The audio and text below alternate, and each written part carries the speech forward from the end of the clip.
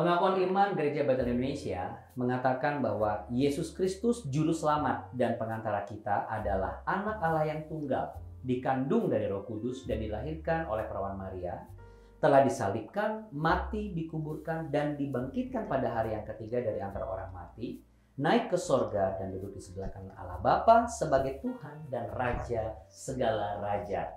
Shalom Bapak Ibu, hamba Tuhan Gereja Bethel Indonesia di mana Anda berada, khususnya bagi Anda yang bernaung di bawah BPD GBD Jakarta. Apa kabar? Kabar Bapak Ibu semuanya? Tentunya Bapak Ibu semakin diberkati ya dalam pelayanan.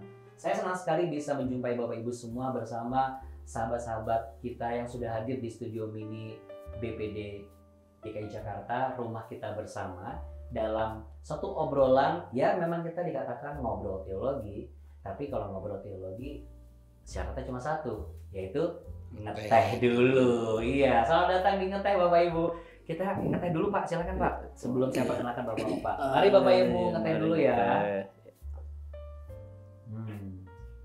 Nah, puji Tuhan. Soalnya kalau ngobrol sambil ngeteh tuh kayaknya nyaman gitu ya. Di sebelah kanan saya, beliau bernama Bapak Pendeta Inengah Sarjana. Beliau adalah Ketua Perwil Jakarta Pusat. Juga selaku sebagai Gembala Sidang GBI Cibunar. Di mana tuh Pak Cibunar? Di Pak? daerah Roksi, Pak. Oh, Roksi. Ya, Cibunar. Saya baru dengar nih Cibunar. Iya. Tapi mungkin kalau Anda yang tinggal di daerah Jakarta Pusat, saya tahu, oh Cibunar. tahu. Gitu ya. Terkenal Cibunar. Iya, apalagi ada Pak Nana ya. Ya. Selamat datang Pak Dingetnya udah mau datang nih di acara kita. Ya, nih, terima ngobrol-ngobrolan kasih, kita. Pak. Nah, di sebelah beliau adalah Bapak Pendeta Panca Tarutung. Sebentar. Paruntung. Betul ya, Pak? Iya. Bapak Pendeta Panca Paruntung. Beliau seorang dosen. Beliau juga sebagai Sibit Teologi Jakarta Selatan. Dosen di mana, Pak? Mohon izin. Sekolah Tinggi Teologi Bethel Indonesia. Wah, berarti kalau Anda mau tanya-tanya yang lebih lengkap, itu sudah dilengkapi pada hari ini. Lengkap sekali ya. Dan tidak lengkap kalau nggak teh rasanya tanpa ditemani oleh sahabat saya juga. Dan sahabat Bapak Ibu, itu Bapak Pendeta Bun Mintak selaku Kabid Teologi BPD GBI DKI Jakarta. Apa kabar Pak? Baik, shalom semua. Shalom. Dan juga ada sih tanggung jawab program ini Bapak Pendeta Petrus Nugroho, tapi beliau sedang tidak ada di sini, tapi ada di samping kita di sebelah sana.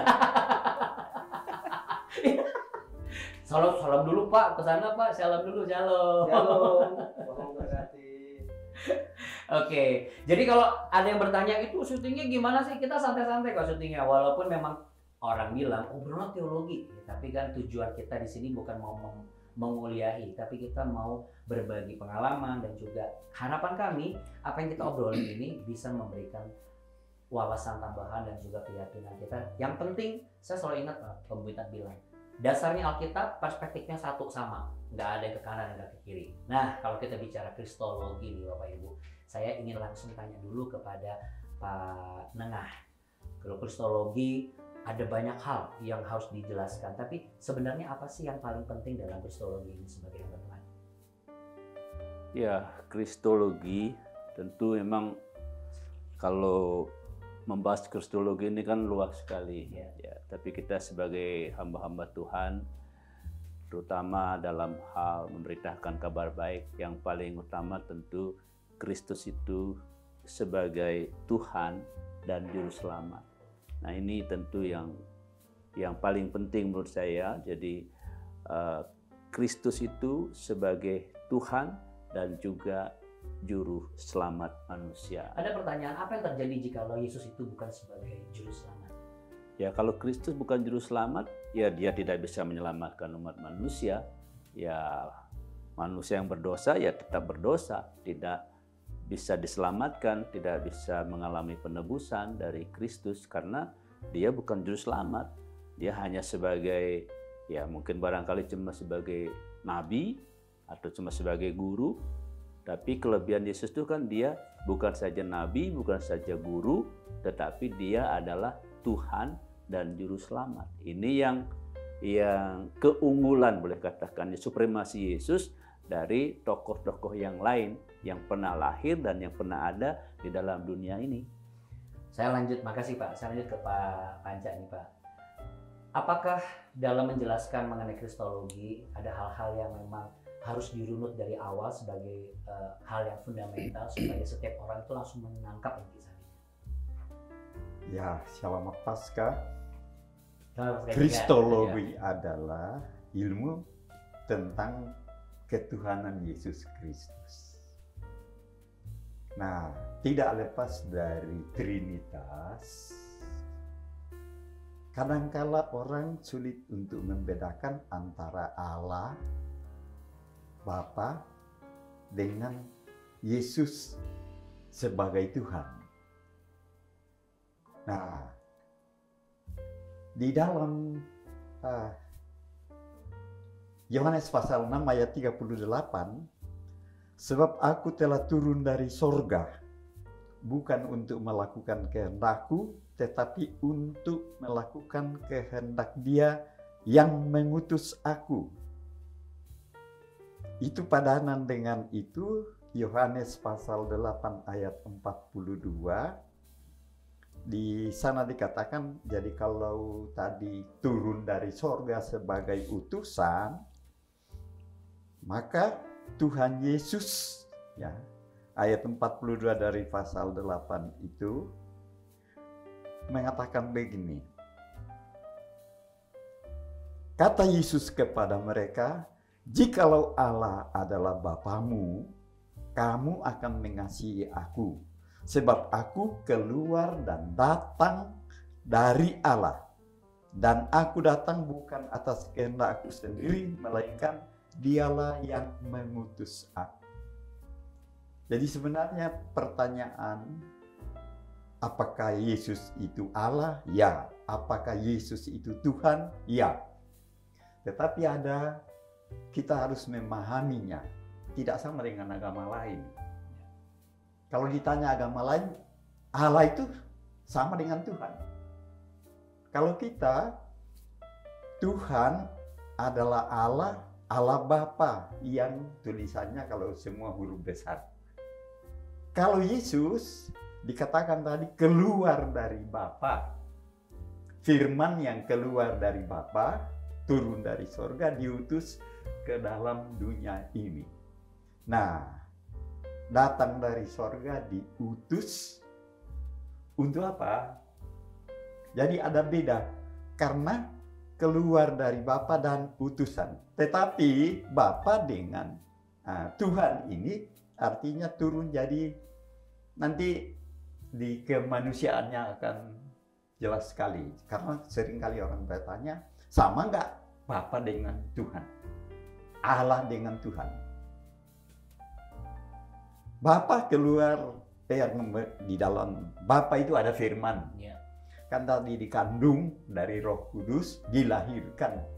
Jadi apa yang ada di dalam Bapa itu dikandung dalam Bapa, keluar dari dalam Bapa itu dilahirkan sebagai manusia.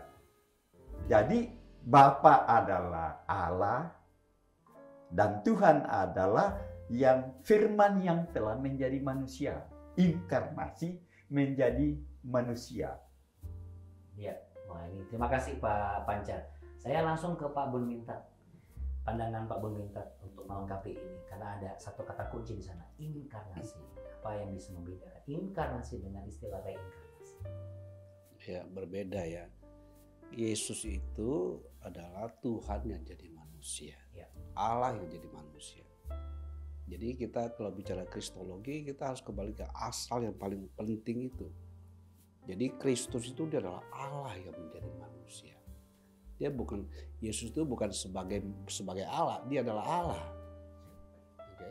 Dia bukan hanya sebagai Tuhan, dia adalah Tuhan. Jadi kristologi itu prinsip utama yang kita harus menyadari bahwa Kristus adalah Allah yang menjadi manusia. Inkarnos, ke dalam daging, masuk ke dalam daging, jadi manusia. Jadi dasar pemikirannya harus mulai dari sana dulu, Iya. baru masuk ke pengertian bahwa inkarnasi itu, makanya ada istilah inkarnasi itu, menjadi dagingnya, inkarnos. Ya, inkarnasi itu kan istilah inkarnos kan. Iya. Karnal itu kan daging. Flesh ya. Flesh ya, jadi sarkos itu jadi menjadi daging, menjadi manusia artinya. Manusia. Ya. Kalau reinkarnasi? Reinkarnasi nggak ada. Reinkarnasi dilahir ulang, lahir lagi nggak ada. Itu hanya kepercayaan dari Hinduisme, Buddhism, Hinduisme. Artinya di luar daripada. Ya, Kristen luar nggak mengenal namanya reinkarnasi. Ada satu pertanyaan yang mungkin menyangkut, nanti kita akan menyambung ke mengenai kemanusiaan Yesus. Apakah ketika Yesus yang adalah Allah menjadi manusia ini datang ke dunia untuk menyebarkan agama Kristen? Ada pertanyaan seperti itu. Sebagai hamba Tuhan GBI, kira-kira jawaban apa yang paling konkret dan juga berkhidmat dan bijak untuk menjawab itu? Agama itu kan sebuah sistem. Jadi Yesus datang itu mau menyatakan siapakah Allah itu. Dia datang membawa hidup, bukan membawa agama. Walaupun Kristen itu sudah diidentikan sebuah agama, Ya. tapi Kristen itu lebih dari agama. Jadi kedatangan Yesus itu sebenarnya sebuah gambaran sempurna. Bagaimana diri Allah sebenarnya. Ya, dia menyatakan siapakah Allah itu. Allah kan nggak bisa dilihat. Dan Yesus itu kalau kita baca di Ibrani pasal 1 ayat yang ketiga, Yesus itu adalah cahaya kemuliaan atau karakternya Allah itu sendiri. Bahasa teks Yunani adalah pakai kata karakter. Karakter dari Ibrani 1 ayat 3 kalau nggak salah. Ya. Ada pertanyaan lain lagi yang ada kaitan dengan kemanusiaan Yesus. Ketika Yesus harus lahir dari perawan suci Maria, mengapa perawan suci Maria ini sebagai sebuah hal yang begitu penting juga? Kenapa harus lahir dari perawan Maria, seorang wanita yang perawan? Kira-kira jawabannya, silakan. Ke siapa? Boleh, siapa saja boleh. Bebas kita sambil ngobrol-ngobrol soalnya. Iya. Boleh apa enggak boleh?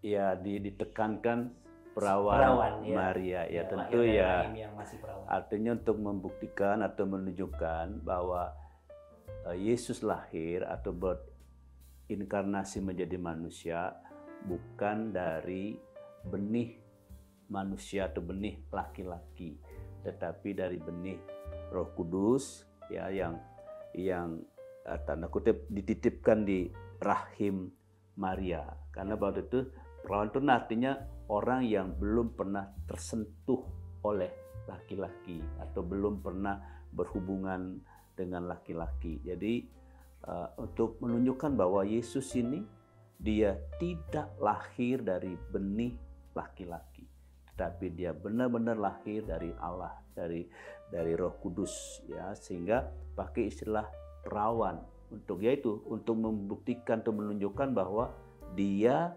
tidak lahir dari benih laki-laki. Nah, kalau Maria itu bukan perawan kan kemungkinan ada benih laki-laki atau ada campur tangan laki-laki itu ya, pokoknya ada benih dari laki-laki.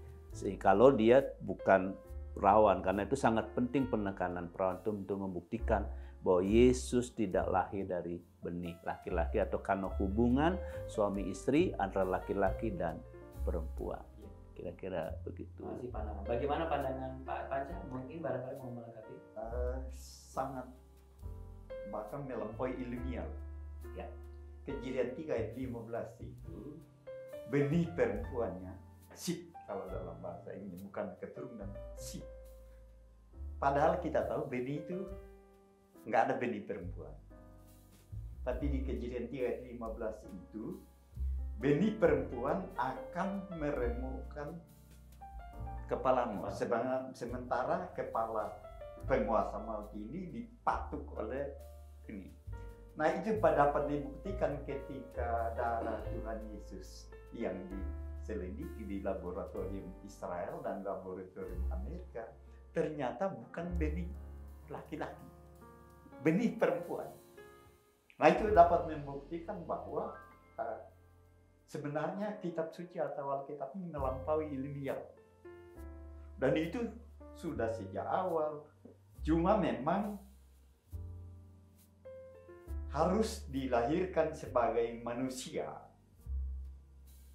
yang mengalami lapar dan haus, mau makan, bahkan mengalami kelahiran dan kematian. Jadi inilah kristologi sesungguhnya ya. Allah yang keluar tadi dikandung dari Roh Kudus, keluar dari Allah jadi utusan. Itu adalah firman Allah. Nah, firman Allah juga itu sama dengan Yohanes 1 ayat 1, kalau Firman Allah yang menjadi manusia. Itu ayat 14-nya, kalau firman Allah telah menjadi manusia. Supaya apa? Supaya untuk mengalahkan maut, dosa, dan segala kuasa dari iblis. Jadi harus ada yang namanya baby perempuan itu meremukkan kepala ular. Nah, kita barusan merayakan Paskah ya. Itu artinya Tuhan Yesus itu sebagai utusan Allah turun dari sorga datang ke dalam dunia, dan itu digenapi untuk menggenapi bahwa